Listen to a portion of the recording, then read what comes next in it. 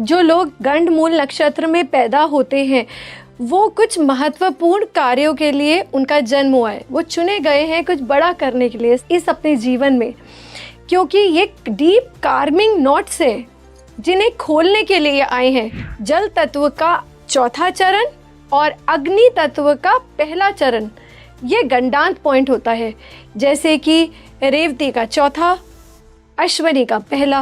Ma'am इसी से हम ज्येष्ठ नक्षत्र की बात करते हैं। जैसा आपने मुझे ऑफ द कैमरा बताया, ज्येष्ठ यानी श्रेष्ठ नक्षत्र, तो इनका क्या कर्मा है? अगर ये अपने घर में छोटे भी होंगे तो भी इनको बड़ी जिम्मेदारियां मिलेंगी। ये वो लोग हैं जिन पर बहुत जल्दी कोई बोझ आ जाता है या कोई कर्तव्य आ जाता है और ये बहुत अच्छी तरीके से उसको निभाते हैं।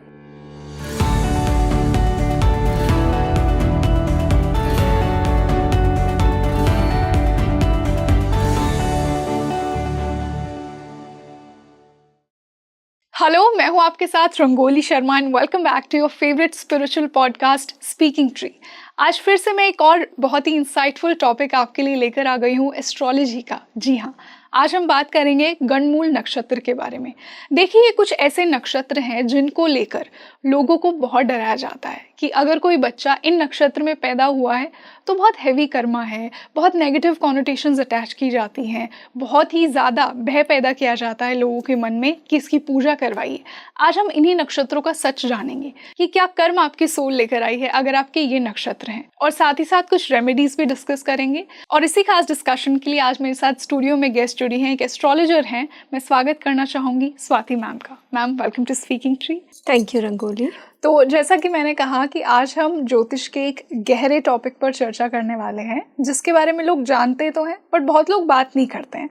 और मेरा स्पीकिंग ट्री के थ्रू यही इंटेंशन है कि मैं right information, deeper topics audience तक पहुंचाऊं। तो वही एक टॉपिक है गंडमूल नक्षत्र।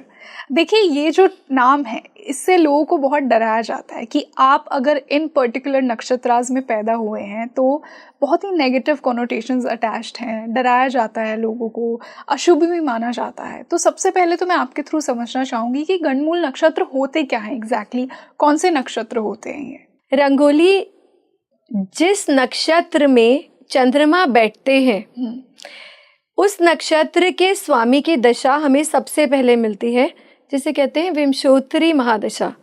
जो सबसे ज्यादा प्रचलित महादशा है। यस। और अब हमें समझना यहाँ पर यह है कि कुछ नक्षत्र गंडमूल के माने जाते हैं जो बुध और केतु के नक्षत्र में आते हैं, जैसे कि अश्वनी, मघा, मूला, अश्लेषा, ज्येष्ठा और रेवती। ये 6 नक्षत्र ऐसे हैं जिन्हें गंडमूल नक्षत्र माने जाते हैं, जिनसे डराया जाता है, जिनसे भ्रम पैदा होते हैं, जिनसे बहुत सारी धारणाएं ऐसी जुड़ी हैं कि जब भी ये नक्षत्र आता है तो या तो बच्चा अपने लिए भारी होता है या परिवार वालों के लिए भारी होता है, पिता के लिए भारी होता है। पर सबसे पहले हम ये समझेंगे कि ऐसा बिल्कुल नहीं है, क्योंकि कोई भी नक्षत्र जो परमात्मा ने बनाया है उसकी योजना इतनी वीक नहीं हो सकती। हाँ। उसका उद्देश्य हमेशा बड़ा होता है। बिल्कुल। उसी तरीके से ये गंडमूल नक्षत्र जो हैं, जो लोग इनमें पैदा हुए हैं, ये विशेष कार्य के लिए पैदा हुए हैं। कुछ स्पेशल पर्पस है मतलब इनका। ये एक्चुअली अगर देखा जाए तो स्पिरिचुअल नॉट है, गांठ। गंड और मूल, गंड मतलब गांठ और मूल मतलब जड़े। ऐसे कुछ कर्मास जिनकी नॉट वो खोलने आए हैं, वो डीप कार्मिक क्लिंजिंग का ये नक्षत्र है। इनका पर्पस ऑफ लाइफ बहुत बड़ा है। तो मतलब जो लोग इन नक्षत्रों में, जो आपने 6 नक्षत्र मुझे बताए, अश्विनी, मघा, मूला, अश्लेषा, ज्येष्ठा और रेवती। हाँ, तो जो लोग इन नक्षत्रों में पैदा हुए हैं वो गंडमूल के अंडर आते हैं। तो मैम, क्या इनका कुछ ऐसा पूर्व जन्म का भी पेंडिंग कर्मा था कि उनको ये नक्षत्र मिला? कुछ मैं इसका थोड़ा स्पिरिचुअल सिग्निफिकेंस भी जानना चाहूंगी आपसे। जो लोग गंडमूल नक्षत्र में पैदा होते हैं वो कुछ महत्वपूर्ण कार्यों के लिए उनका जन्म हुआ है। वो चुने गए हैं कुछ बड़ा करने के लिए इस अपने जीवन में, क्योंकि ये डीप कार्मिंग नॉट्स हैं जिन्हें खोलने के लिए आए हैं। इनका विशेष कार्य है और जिसको खोलना इतना आसान नहीं है। इसे स्ट्रगल से जोड़ा जाता है, इसे अनलकी होने से जोड़ा जाता है, बट ऐसा बिल्कुल नहीं है, क्योंकि शुरुआती समय में इसमें थोड़ी सी स्ट्रगल ज़रूर आती है, क्योंकि जब भी परिवर्तन होता है तो वो हमेशा स्ट्रगल से ही होता है, क्योंकि कोई भी अपना कंफर्ट जोन ख़त्म नहीं करना चाहता।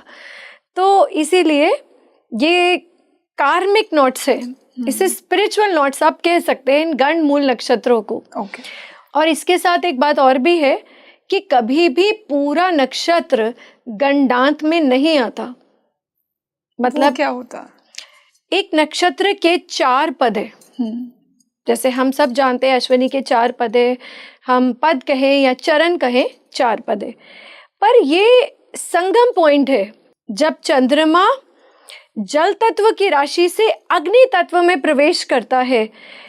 उतना पोर्शन जो है, जो जंक्शन पॉइंट है, केवल उसी को हम गंडांत पॉइंट कहते हैं, जिसे आप एक्सट्रीम नॉर्ड्स भी कह सकते हैं, आप जंक्शन पॉइंट्स भी कह सकते हैं, आप जल तत्व की राशियों का अग्नि तत्व की राशियों से मिलन भी कह सकते हैं। मतलब एक राशि खत्म होती है और दूसरी शुरुआत होती है। तो ये वो जंक्शन पॉइंट्स है, पर इसके अंदर पूरा नक्षत्र कभी भी गंडांत नहीं होता। ओके। तो मैम फिर इसको लेके इतनी नेगेटिव कॉनोटेशंस क्यों अटैच्ड हैं? क्यों लोग इन नक्षत्रों के नाम पे लोगों को डराया जाता है, उनके अंदर भय पैदा किया जाता है, ऐसा क्यों? क्योंकि उनको अभी यही पता है कि एक नक्षत्र में एक स्ट्रगल है, पर उसके एक पोर्शन में स्ट्रगल है। ज़रूरी नहीं है कि अगर अश्विनी नक्षत्र जिसके अंदर 4 चरण हैं, उसके अंदर गंडांत का पॉइंट केवल पहला पद ही है, उसके बाकी पद में उसका इन्फ्लुएंस नहीं है। ना उसमें सिम्टम्स में नज़र आएंगे आपको, ना आपको कोई लक्षण नज़र आएंगे। उसी तरीके से रेवती नक्षत्र का जो आखिरी चरण है, उसी को हम गंडांत पॉइंट कहते हैं। जल तत्व का 4था चरण और अग्नि तत्व का पहला चरण, ये गंडांत पॉइंट होता है। जैसे कि रेवती का 4था, अश्विनी का पहला। उसी तरीके से अश्लेषा जो कि कर्क राशि में आता है, उसका 4था, फिर मघा जो सूर्य के नक्षत्र में आता है, उसका पहला, ज्येष्ठा का 4था और मूला का पहला। और उसी तरीके से आपका रेवती का 4था, और फिर आप वापस आ जाते हो अश्विनी का पहला। ये जो गंडांत पॉइंट्स है, जैसे हम सब जानते हैं 30 डिग्री का एंगुलर स्पैन है एक राशि का, तो उसके अंदर 9 पद फॉल करते हैं, 2 पूरे नक्षत्र और एक चौथा पद या किसी एक पोर्शन ऑफ नक्षत्र, ठीक है, जिसे कहते हैं 9 पद।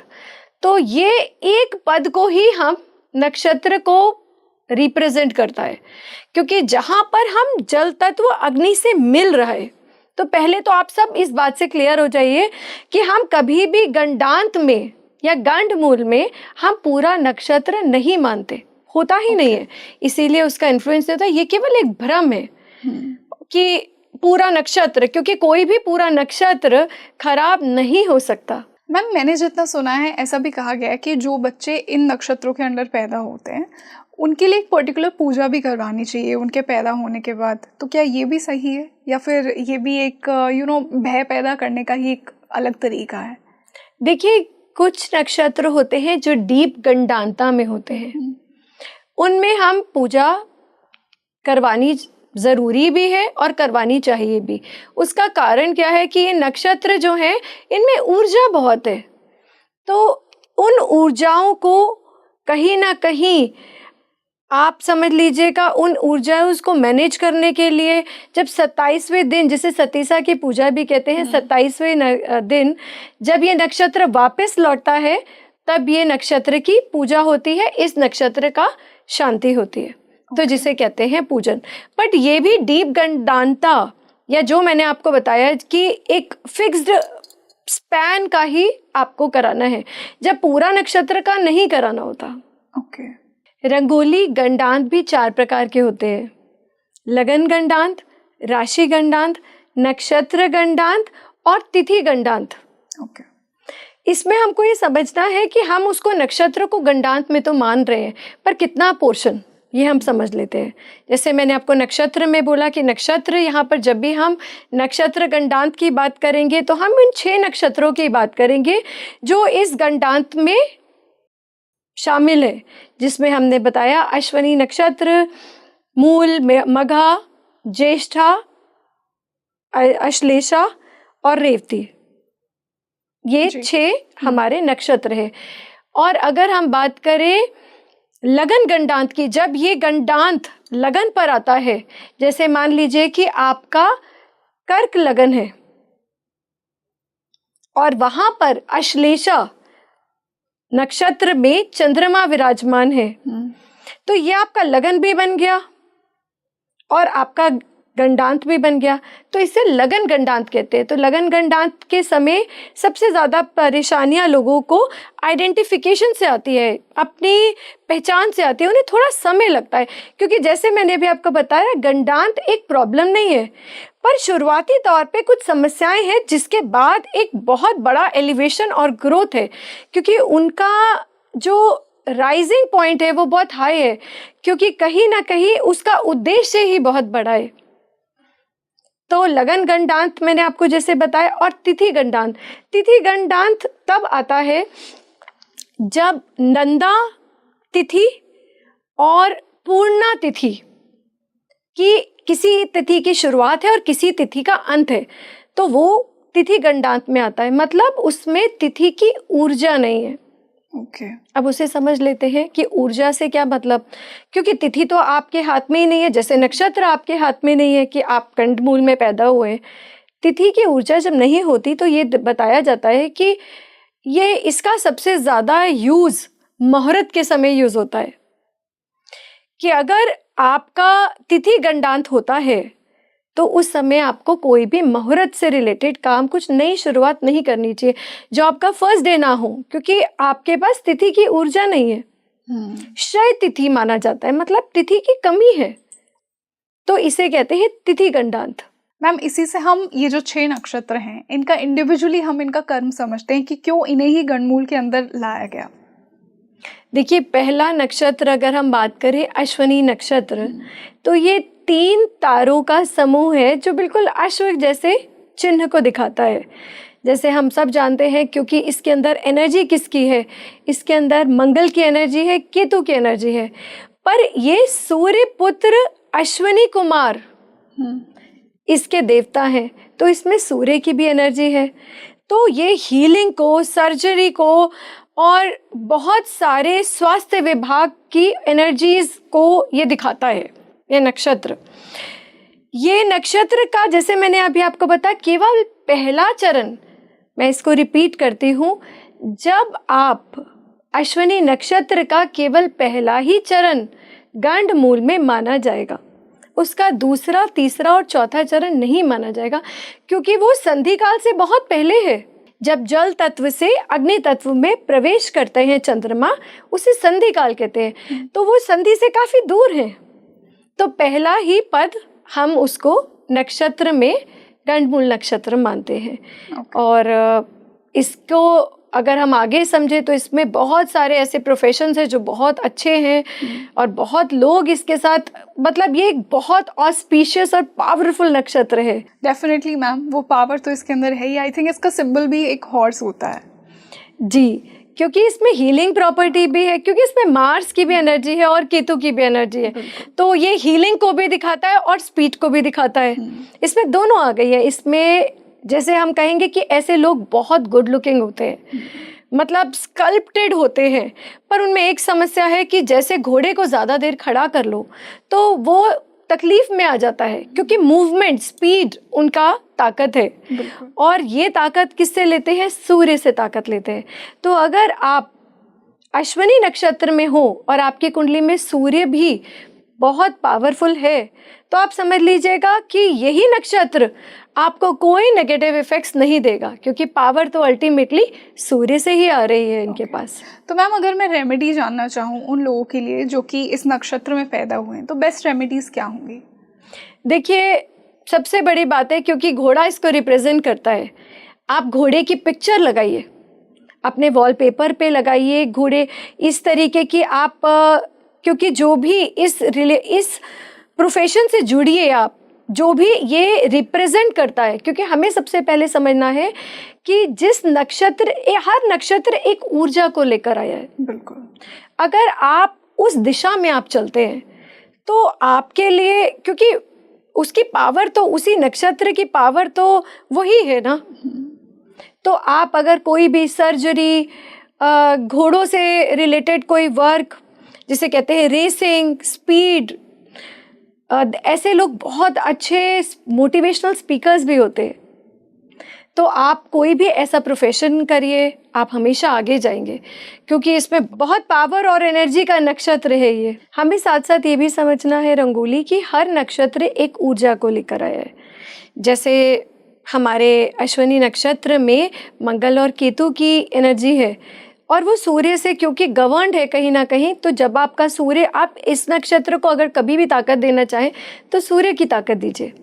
जब आप सूर्य को ताकत देंगे तो ये बहुत अच्छा परफॉर्म करेगा, यही नक्षत्र आपको बहुत अच्छा परफॉर्मेंस देगा और बहुत आगे लेके जाएगा।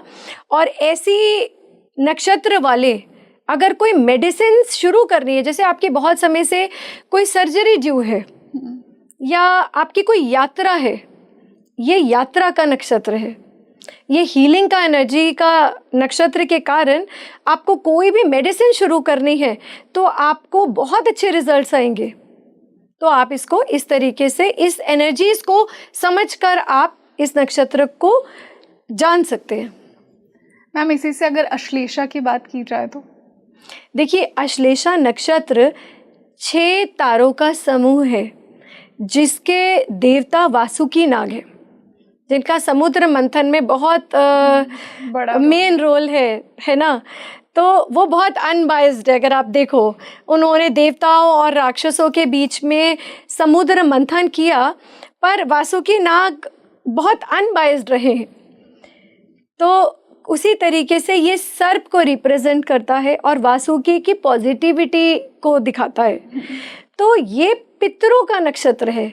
जब भी हम बात पितरों की करते हैं तो जिसे हम कहते हैं कार्मिक डेब्ट, और हम उनकी शांति कहते हैं। तो पितरों से ली हुई एनर्जीज है, इसमें पितृ, पिता और कुल देवी का मेन रोल है, क्योंकि ये उनकी ब्लेसिंग्स है, क्योंकि ये हमें ब्लेसिंग्स मिली भी हुई हैं। और ऐसे लोग बहुत ट्रेडिशनल माइंडेड होते हैं, और क्योंकि ये बहुत पावरफुल नक्षत्र है और बहुत पावरफुल लोग इस नक्षत्र में जन्मे हैं, जैसे इंदिरा गांधी।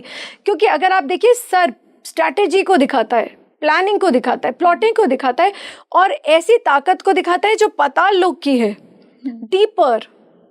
तो अगर आप पॉलिटिक्स हुआ या कोई भी इस तरीके से कोई नया ड्रग बनाना हुआ, या फिर आप CBI, कोई भी आप सिक्योरिटी सेल से जुड़ी हुई चीज़ें, ये आप इस चीज़ का नक्षत्र है। ये कुंडली जागृत का भी नक्षत्र है। इससे अकल्टिस्ट, अष्टम भाव की एनर्जीज भी इस भाव में है। अष्टम भाव की एनर्जीज ऐसी नहीं है कि अष्टम भाव से ये प्लेस्ड है या इसकी राशि है, बट जो भी आप अष्टम भाव से हम देखते हैं, जैसे डीपर रिसर्च, अकल्ट साइंस, वो सब आप अश्लेषा में उसके गुण देखते हैं।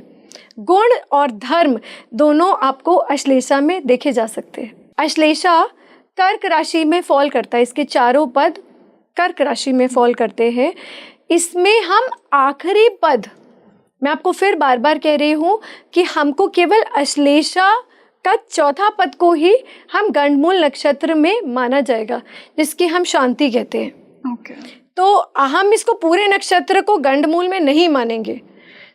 बोलती भाषा में हम कह सकते हैं, पर ये आपको ट्रबल एरिया नहीं देगा अंटिल वो चौथे भाव में है। और इसको अगर हम रेमेडी पार्ट की बात करें, क्योंकि हम साथ साथ रेमेडी की भी बात करेंगे, तो अगर इस नक्षत्र से जुड़ी रेमेडी है, तो जब भी आपको जिंदगी में कोई परेशानी हो, आप अपनी कुल देवी की पूजन कीजिए। आप पितृपक्ष जब आए, वो समय आपके लिए बहुत ऊर्जा का स्रोत है। आप उनके लिए वो सब रिचुअल्स कीजिए जो ट्रेडिशंस आपके पितरों ने फॉलो किए। नेवर ब्रेक देम, क्योंकि वही आपकी शक्ति है। और आप ऐसे लोग बहुत अच्छी फैमिलीज और बहुत रिच फैमिली से बिलोंग करते हैं, जहाँ पर ट्रेडिशन बहुत मायने हैं, जिनके ट्रेडिशन और कल्चर के बहुत मायने हैं। हम इसी से मघा नक्षत्र की बात करते हैं। मघा को तो फॉरफादर्स के साथ भी बहुत जोड़ा जाता है कि ये पितरों का ही नक्षत्र है, तो इस नक्षत्र के लिए क्या होगा? मघा मतलब महान, तो महान मतलब कि आप महान कार्य के लिए आए हैं। ये लोग रॉयल फैमिली से जुड़े हुए होते हैं, कहीं ना कहीं इनकी लीनेज बहुत ज़्यादा होती है, मतलब बहुत बड़ी होती है, और कहीं ना कहीं सिंहासन इसका चिन्ह है, तो इनको पावर तो मिलती है। पावर सेंट्रिक भी बहुत होते हैं, बहुत डोमिनेटिंग भी होते हैं ये लोग, क्योंकि कहीं ना कहीं इनमें लीडरशिप की भी क्वालिटी होती है, क्योंकि पावर तो इनको इनहेरिट है, इनको मिली है। तो यहाँ पर जन्मे लोग बहुत पावरफुल है, और कहीं ना कहीं अगर हम इनको देखें, जैसे कुछ एग्जाम्पल भी ले लेते हैं हम इस नक्षत्र के, तो विश्व गुरु योगानंद परमहंस जी का भी यही नक्षत्र है। तो आप ये देखिए, और युवराज सिंह का भी यही नक्षत्र है। मतलब ये लोग जिस भी फील्ड में आएंगे ये बड़ा ही नाम करेंगे, और अगर आप ये देखिए विश्व स्तर पर इनका नाम है। तो ये जो नक्षत्र है ये क्योंकि महान ही कार्यों को लेकर आता है, महत्वपूर्ण कार्य। देखिए नक्षत्र जो है, ये जो गंडमूल नक्षत्र है, तो हम बार बार यही कहेंगे कि ये एक महान उद्देश्य के लिए इनका जन्म हुआ है। तो इनके साथ बड़ी ही चीज़ों को जोड़िए, बड़े उद्देश्य को जोड़िए। बस कई बार क्या होता है कि शुरुआती तौर पर थोड़ा स्ट्रगल्स हो जाती हैं उस चीज़ को करने में। मैम इसी से हम ज्येष्ठ नक्षत्र की बात करते हैं। जैसा आपने मुझे ऑफ द कैमरा बताया, ज्येष्ठ यानी श्रेष्ठ नक्षत्र, तो इनका क्या कर्म है? देखिए ज्येष्ठा नक्षत्र, ये इसका मतलब है श्रेष्ठ, बड़ा, ज्येष्ठ। यस, ये 27 नक्षत्रों में सबसे बड़ी बहन का ज्येष्ठ नक्षत्र था। तो इनका जो पर्पस ऑफ लाइफ है, या कहें कि सोल पर्पस, फिर से मैं कहूँगी वो यही है कि महान कार्य के लिए पैदा हुए हैं। जैसे एल्बर्ट आइंस्टाइन, ये कर्मों से बड़े हैं, ये उम्र से बड़े नहीं हैं, ये कर्मों से बड़े हैं। क्योंकि अगर ये अपने घर में छोटे भी होंगे तो भी इनको बड़ी जिम्मेदारियां मिलेंगी। ये वो लोग हैं जिन पर बहुत जल्दी कोई बोझ आ जाता है या कोई कर्तव्य आ जाता है, और ये बहुत अच्छी तरीके से उसको निभाते हैं, क्योंकि इनका जन्म ही ज्येष्ठा नक्षत्र में है। तो ये कर्मों को दिखाता है, ये ज्येष्ठ कर्म लेकर आए हैं, बड़े कर्म। ये एक बहुत मेच्योर्ड नक्षत्र है, जो मान लीजिए कि कोई ज्येष्ठ नक्षत्र का बच्चा भी है तो होगा 2 साल का, पर माँ उसे 4 साल का समझेंगी, क्योंकि कहीं ना कहीं उसकी एक्टिविटीज ऐसी ही नजर आएंगी कि ये समझदार बच्चा है, ये मेरा समझदार बच्चा है। तो ज्येष्ठ नक्षत्र को अगर हम समझेंगे तो हम ये समझेंगे कि इसके अंदर, क्योंकि वृश्चिक राशि में इसके 4 पद फॉल करते हैं, और जैसे मैंने आपको बताया, क्योंकि वृश्चिक राशि एक जल तत्व की राशि है, इसका आखिरी पद ही गंडांत में आएगा। तो हम इसको डीप गंडांता किसे कहेंगे? ज्येष्ठा का 4था पद। तो वही इसका नक्षत्र की ट्रबल एरिया जिसे हम कहते हैं ना, ट्रबल एरिया वही है। इसका पहला, दूसरा, तीसरा चरण आपको परेशानी कभी नहीं दिखाई देगी। और इसके अंदर मंगल की ऊर्जा है, राइज फ्रॉम एशेज है ये नक्षत्र। पर आप इसमें एक बात समझने वाली ये भी है कि जब ज्येष्ठा नक्षत्र जो वृश्चिक राशि में फॉल करता है, चंद्रमा वहां जाकर नीच के हो जाते हैं, तो थोड़ा सा अकेलापन इस नक्षत्र में रहता है। पर अगर हम एनर्जीज को टैप करें तो ये समझना पड़ेगा इनका उद्देश्य बहुत बड़ा है, लक्ष्य। अगर ये किसी रिसर्च में आ जाए तो यही नक्षत्र एक बहुत पावरफुल नक्षत्र है, जो उनको बहुत एक ऊंचे हाई लेवल पर लेकर जा सकता है। ज्येष्ठा नक्षत्र जो स्कॉर्पियो में फॉल करता है, अगर हम उसको समझे तो उसके अंदर मंगल की भी एनर्जी है और बुध की भी एनर्जी है, और ये काल पुरुष की कुंडली का 8वां भाव है। तो इसके अंदर जैसे हम स्कॉर्पियो राशि को मोक्ष की राशि मांगते हैं जी, तो कोई भी काम जो डीप रिसर्च से जुड़ा हुआ है आप इसमें करिए, क्योंकि एल्बर्ट आइंस्टाइन जो अपने में एक नाम है, एक हस्ती है, तो ये इतनी ऊर्जा लेकर आते हैं कि जब, और शुरुआती तौर पर अगर आप एल्बर्ट आइंस्टाइन को भी देखें तो उनको बहुत सॉलिट्यूड में रहना पड़ा क्योंकि उनको नॉर्मल ही नहीं मानते थे। तो इनको कई बार लोग समझ नहीं पाते, but they are researcher minds, they are rising from ashes. तो ये अष्टम भाव की भी ऊर्जा इसमें रहती है बिकॉज ऑफ स्कॉर्पियो राशि, क्योंकि वृश्चिक के कारण। इसी से मूल नक्षत्र की बात करते हैं, इनके क्या चैलेंजेस होंगे और इनका क्या कर्मा है कि उनको गंडमूल नक्षत्र मिला? देखिए, मूल नक्षत्र की जब हम बात करें तो गंडमूल नाम ही मूला नक्षत्र पर है। बिल्कुल, इसको डीप गंडांत पॉइंट कहते हैं। तो सबसे ज्यादा अगर स्ट्रगल हम मानते हैं, जैसे अभी हमने बोला कि इतना स्ट्रगल नहीं है जितना हमने उसका भय बना रखा है, क्योंकि आज हम सबसे भय मुक्त होकर जाएंगे, क्योंकि यहाँ पर चैलेंजेस कुछ बड़ा करने की है। उसके अंदर चैलेंजेस किस नक्षत्र में नहीं है? हर राशि में है, हर भाव में है, हर ग्रह के हैं। पर वो महान आत्माएं हैं जिन्हें गंडांत पॉइंट या गंडमूल में पैदा हुए हैं, क्योंकि उनका उद्देश्य बहुत बड़ा है, तो इसलिए उनकी स्ट्रगल्स भी बहुत बड़ी है।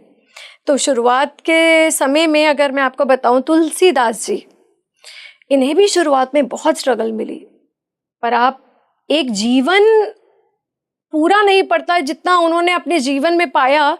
एक जीवन भी कम है उस चीज को पाने के लिए। तो तुलसीदास जी का जन्म जो मूल नक्षत्र में हुआ, और कहते हैं उनके पीछे बहुत कहानियां, हम वहाँ नहीं जाएंगे, कि उनका मदर बहुत छोटी सी उम्र में उनको अपने मदर से बिछड़ना पड़ा, फादर से बिछड़ना पड़ा। एक ट्रेजिक स्टोरी है। Because of the beginning had to be very slow, but then he reached, उन्हें ईश्वर का दर्शन हुआ, ये हम भूल नहीं सकते। तो वो बहुत बड़ा कुछ पाया है उन्होंने जीवन में, और इसीलिए मैं आपको यही कहूँगी कि मूल नक्षत्र ये गंड मूल का मेन नक्षत्र माना जाता है, इसी के नाम से ये प्रचलित है, मूल। तो डीप गंडांत पॉइंट से, बट इसमें इतनी नेगेटिविटी नहीं है। मैं आपको फिर बार बार कहूँगी, जितना नेगेटिव हमने कहा है उतना ही महान उद्देश्य है। तो आप उद्देश्य की तरफ देखिए, उतना ही बड़ा पर्पस है। उसका पर्पस ही बहुत बड़ा है, उनको चुना गया है। ये आत्माएं श्रेष्ठ आत्माएं हैं, इनको कुछ बड़ा करना था, इन्हें कुछ बड़ा रचना था। तो इसीलिए तुलसीदास जी ने रामचरितमानस को जन जन तक पहुंचाया। उन्होंने इस तरीके से उसका अनुवाद किया कि आज वो मंदिरों तक सीमित नहीं है। तो अगर आप उसका पर्पस देखिए तो वो बहुत श्रेष्ठ पर्पस है। दूसरा उदाहरण मैं देना चाहूंगी स्वामी विवेकानंद जी का। ये दो बड़ी आत्माएं, तुलसीदास जी और स्वामी विवेकानंद जी, क्या ये साधारण आत्माएं थी? ये बड़ा उद्देश्य लेकर आई है। कार्मिक गांठें खोलनी थी इनको, क्लींजिंग, कार्मिक क्लींजिंग, डीप कार्मिक क्लींजिंग। तो ये स्पिरिचुअल नॉट्स खोलने आए हैं, क्योंकि जो लोग रामचरितमानस तक नहीं पहुंच पाए वो तुलसीदास जी ने किया। उसी तरीके स्वामी विवेकानंद जी, जिनकी टीचिंग्स और प्रीचिंग्स जिसको बताना बहुत ही मुश्किल है, और ये ऐसे नक्षत्र हैं जिनको बड़े ही काम मिलते हैं करने के लिए। मैम, इसी से लास्ट नक्षत्र जो है गंडमूल का, उसकी बात करते हैं, रेवती नक्षत्र। रेवती नक्षत्र राशि चक्र का आखिरी नक्षत्र है जी, जो चल रहा है अग्नि तत्व की तरफ, मेष राशि। तो अगर हम इसे समझे कि ये एक, जैसे मूल में एक डिस्ट्रक्शन की और कंस्ट्रक्शन की एनर्जीज थी, पहले डिस्ट्रक्ट होता है फिर कंस्ट्रक्ट होता है, और ये धनी नक्षत्र है, धन को रिप्रेजेंट करता है। रेवती नक्षत्र वाले बहुत सुंदर होते हैं, और क्योंकि इसमें गुरु ग्रह की भी ऊर्जा है और बुध ग्रह की भी ऊर्जा है, और मोक्ष की राशि है मीन राशि। तो यहाँ पर हमको ये समझना है, और बड़े लोग जैसे मदर टेरेसा, और अगर मैं दूसरा एग्जाम्पल देना चाहूँगी रविंद्रनाथ टैगोर जी का, ये दो एग्जाम्पल से ही आप समझ जाइए कितना श्रेष्ठ नक्षत्र है ये। और अगर हम बात करें तो रविंद्रनाथ टैगोर जी के तो नक्षत्र लगन गंडांत में है, उनका गुरु उच्च का है पंचम भाव में। तो अगर उसकी एनर्जीज को आप देखिए, ये पार एक्सीलेंस है। तो इन्होंने एक स्तर बना दिया, जिसे कहते हैं ना, बार रेस कर दिया। तो ये अति उत्तम, अति श्रेष्ठ और धनी नक्षत्र है। और उसी तरीके से मदर टेरेसा, वो भी एक अपने में, आप समझिए कि कितना उन्होंने सोसाइटी के लिए काम किया है। तो ये नक्षत्र को हम अगर समझे कि ये अग्नि तत्व और मोक्ष की राशियों का एक जंक्शन पॉइंट है। अगर हम अग्नि को समझे, अग्नि हमेशा ऊपर की तरफ उठती है और जल नीचे की तरफ प्रवाहित होता है। तो भावनाएं नीचे हैं और उसका उद्देश्य ऊपर। नीचे पहले राशियां नीचे चलती हैं और फिर वो ऊपर उठती है। उसी तरीके से शुरुआत में उनको स्ट्रगल मिलेगी पर वो राइज करेंगे। रेवती नक्षत्र के मत्स्य मीन्स ड्यूल, जिसे कहते हैं ड्यूल फिशेस, ये मीन का भी वही सिंबल है और रेवती नक्षत्र का भी। तो ये मछली के मत्स्य अवतार से भी जुड़ा हुआ नक्षत्र है। और इसमें सबसे सुंदर बात यह है कि अगर ऐसे लोगों को कोई रेमेडी है तो उनके लिए एक बहुत पावरफुल रेमेडी है, रिलीजिंग फिशेस। मतलब आप जो फिशेस मार्केट में अवेलेबल हैं, जिनको आप, not the aquarium fishes I am talking about rangoli, I am talking about the fishes which people eat, you know, the alive fishes. आप इनको लीजिए और आप इनको रिलीज कर दीजिए किसी भी पवित्र नदी में। इससे पावरफुल कोई रेमेडी नहीं हो सकती। आपने ये सुना होगा फीडिंग द फिशेस। हाँ, एक रेमेडी बताई जाती है बहुत इम्पोर्टेंट। बट आप ये समझिएगा, जब हम फिश को रिलीज करते हैं, मतलब ये उसके लिए दूसरे जन्म देने के लिए बराबर है। बिल्कुल, आपने उसकी जिंदगी को, लाइफ को एक दूसरी डायरेक्शन दे दी। These are not aquarium fishes who will be kept in your house. So ये जो फिशेस हैं, they are, if you buy them, they give you in a packet. मैं आपको बता रही हूँ, they give you in a packet which filled with water and आप उसको पवित्र नदी में उनको जल प्रवाहित कर दीजिए। Make sure you don't put the polythene inside. और आप जब ये करते हैं तो आप समझिएगा कि ये बड़े ट्रांसफॉर्मेशन को आपके लाइफ को दिखाता है, क्योंकि आपने कहीं ना कहीं उस मछली की, उस फिश की लाइफ को ट्रांसफॉर्म कर दिया। ओके। तो मत्स्य उनकी फिश का बहुत, क्योंकि थोड़ा फ्लिप एनर्जीज भी होती है, जैसे फिशेस फ्लिप करती है ना, उनकी ये जो एनर्जी है ये बहुत फ्लोइंग एनर्जी है। फ्लिप मतलब जैसे फिशेस फ्लिप करती है।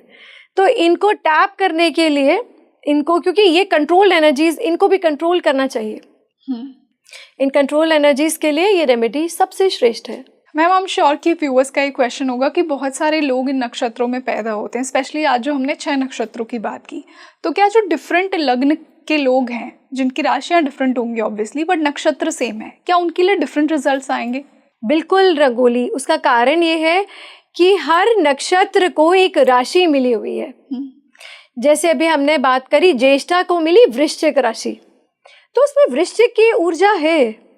तो अगर आप उस एनर्जी को टैप करते हो तो आपके लिए डायरेक्शन, क्योंकि इसका ये तो वही बात हो गई कि आपको डायरेक्शन मिल गई, आपको पता चल गया कि आपका स्ट्रेंथ और कोर एरिया क्या है। ये वीकनेस के तो नक्षत्र है ही नहीं, जैसे मैं आपको बता रही हूँ, ये तो पावरफुल नक्षत्र है, कुछ बड़ा करने के लिए आए हैं। बट आप उसको एक डायरेक्शन चाहिए, आपको उस तरफ जाना पड़ेगा। और आप जैसे ही इसकी दिशा में जाएंगे, उसमें की ऊर्जा को आप टच करेंगे, आपको समझ में आ जाएगा कि आप एक्सेल करेंगे, you will reach great Heights. जैसे कि अगर हम इसका उदाहरण के तौर पर, जैसे मैंने अभी आपको ज्येष्ठा नक्षत्र बोला, अगर हम अश्विनी की बात करें, ऐसे लोग इतने मिराकुलस सर्जन्स होते हैं, वो ऐसी ऐसी मेडिसिन की उनको नॉलेज होती है। उसके तो देवता ही अश्विनी कुमार है, जो देवों के वैद्य हैं। तो उनमें कितनी हीलिंग एनर्जीज है। तो अगर आप किसी हीलिंग प्रोफेशन से जाते हैं तो ये आपके लिए एनर्जी सोर्स पॉइंट हुआ। तो अगर आप उसी तरीके से हम बाकी राशियों की भी बात कर लेते हैं कि अगर आप अश्विनी में पैदा हुए हैं तो आप सर्जरी के लाइन में, हेल्थ, स्वास्थ्य विभाग में आप जाइए, ये आपके लिए है। कोई भी ऐसा जिसमें स्पीड हो, एथलीट्स हो, मोटिवेशनल स्पीकर्स हो, ये आपके प्रोफेशंस हैं। और उसी तरीके से अगर कर्क राशि में फॉल हुई अश्लेषा नक्षत्र, तो ये कहीं ना कहीं डीप रिसर्च, क्योंकि मैंने जैसे आपको बताया अश्लेषा में सर्प से जुड़ी हुई है, तो जो भी आप चीज़ डीप करें, जैसे कि पाताल लोक, पताल लोक मतलब अकल्ट साइंस, डीप रिसर्च, जो भी आपके इन्वेस्टिगेटिंग ब्यूरो होते हैं, सीबीआई और कोडिंग, आप इनको ले सकते हैं। ये आपके लिए, ये एनर्जी आप इसकी टैप कीजिए and you will see the results. Definitely ma'am, बहुत ही मिथ ब्रेकिंग डिस्कशन था आज का ये। तो आप जाते जाते हमारे व्यूअर्स को इन नक्षत्रों के बारे में कुछ और मैसेज देकर जाना चाहेंगे, स्पेशली उन लोगों के लिए जो गणमूल नक्षत्र में पैदा हुए हैं?